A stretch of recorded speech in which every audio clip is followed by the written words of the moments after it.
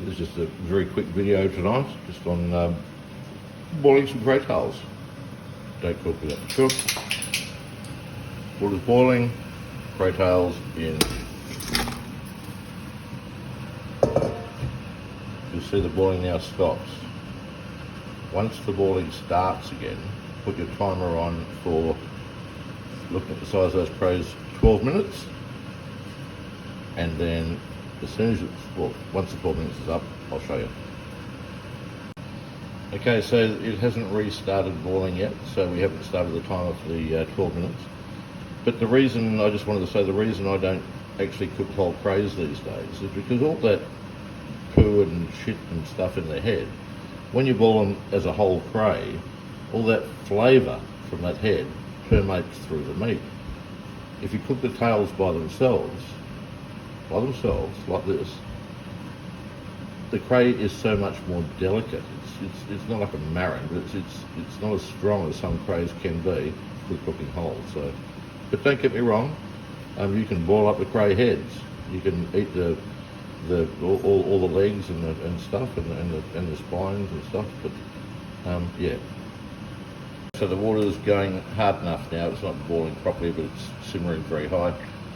Put your timer on now, 11 and 12 minutes, and that's it. Then we'll go to the next stage. So I've just turned the pot right down, so now it's just simmering. You want to boil all the time, so just turn it down to about a medium, just below medium heat, and let that, the heat will stay in the water, believe you me, and let that go for the timer time. Timer time, I like that. Don't cook without the chocolate. So 11 minutes up, and it's now going to the cold water. So I had a stand so I could do this, but it's disappeared. Bought it, but it's disappeared. And anyway, I'll take you over to the sink in a second, and I'll show you. We just got to cool these babies down. So you now need to run the crays under cold water, and what that does is that stops the cooking process. You really don't want fresh crayfish to be overcooked. Definitely not undercooked, but definitely not overcooked. And I wish I had my tripod, but I haven't, so I'll come back in a second. So this is, I've worked it out, it's basically cray 101 when you're cooking crays. So to crack a shell on a cray, and the bottom of the cray, if you're new to the game, they're very spiky. So you don't really want to get involved too much trying to crack them out. So what you do is you get them down, lay them as flat as you can one side, get both sides and crush. You would have heard that. That way you can now open from the top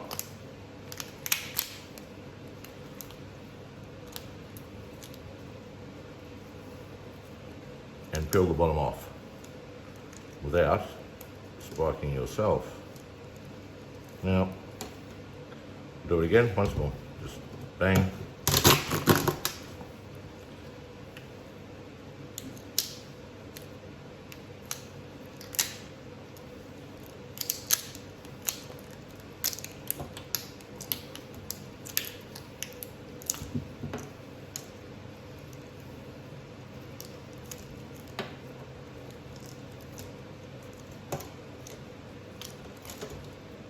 Okay, so tails are out.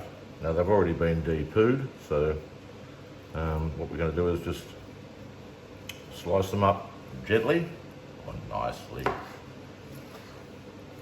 And then we're going to make the original, the one and only, what it was all about, the Cray Sanga. Fresh bread, fresh butter, crayfish. Tell you what, you can't do much better, to be quite honest.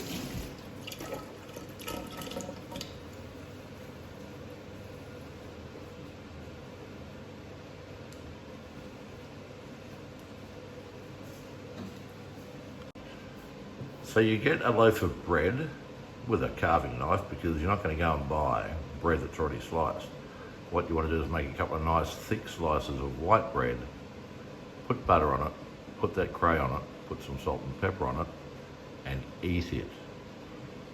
That is what crayfishing is all about.